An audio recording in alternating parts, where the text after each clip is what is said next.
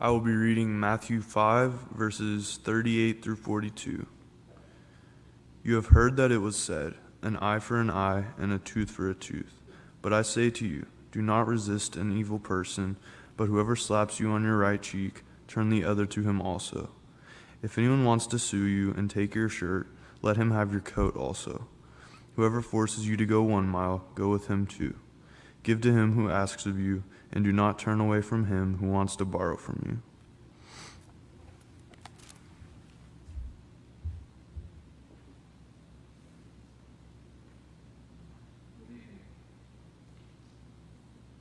Good evening. We're glad that you're here with us tonight, viewing in. Thank you so much for that. I want to focus on particularly verse 41 of Matthew chapter 5 here in just a minute. Verse 41 of Matthew chapter 5. You know, when crisis hits, second milers always step up. They give of themselves more than what's expected of them.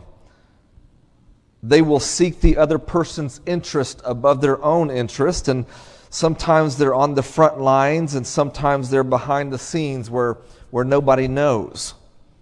A couple of great examples from some newspapers out there. Example number 1, a Kentucky college student gets crafty whenever she comes to help when it comes to helping the hearing impaired community through the coronavirus. Her name is Ashley Lawrence. She's 21 years old. She is studying education for the deaf and hard of hearing. And she knows the importance of face visibility for those who rely on lip reading or ASL to communicate. And with that in mind, she's created a reusable fabric mask that feature a clear plastic piece over the wearer's mouth so that their lips are still visible. She's going the extra mile, using her talent.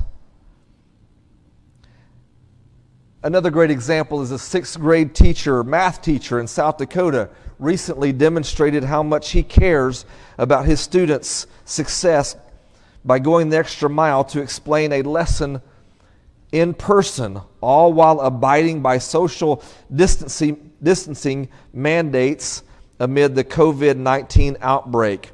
Madison Middle School teacher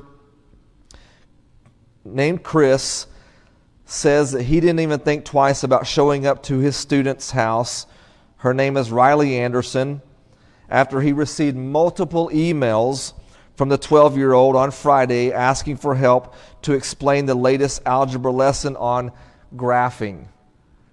And so he showed up at her front door while the door was closed between them, and with his dry erase board, he went over this project or this problem to help this young lady get through her schooling. And yet there are things like this going on all over the place.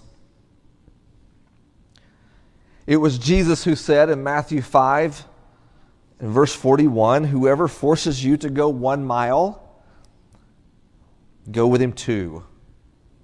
I know we've heard a lot of lessons on this. I just want to encourage you tonight to be looking for, watching for, to be finding second milers.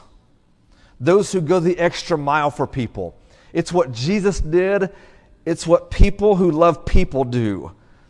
And as Christians, those of us who love Christ, follow Christ, and love people, we need to be those second milers. We need to be the people who are going out of our way during this time to show the love of Christ to people.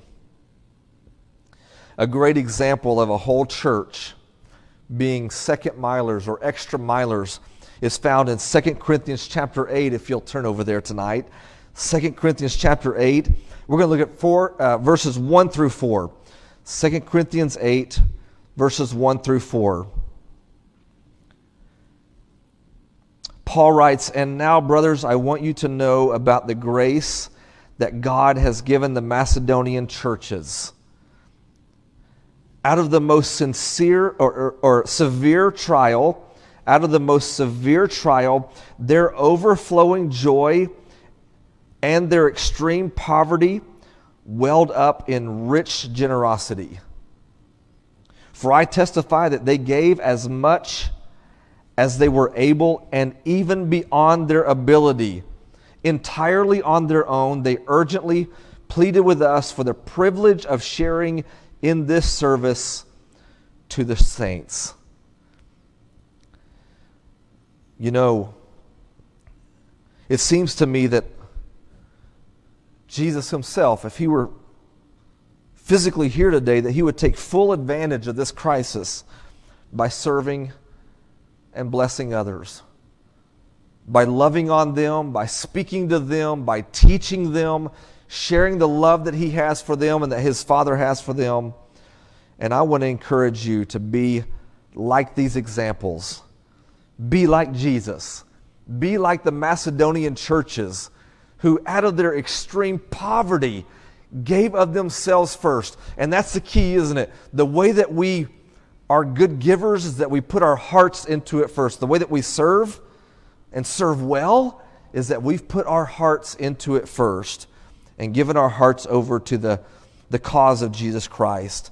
And so, my brothers and sisters, let's follow in the footsteps of Jesus tonight and the rest of this week.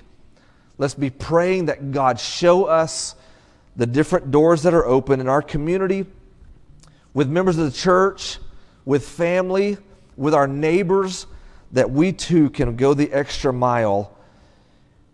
And to be honest with you, it needs to start right in our households, with one another, with our spouse, with our children, children to children, and then we go out from there.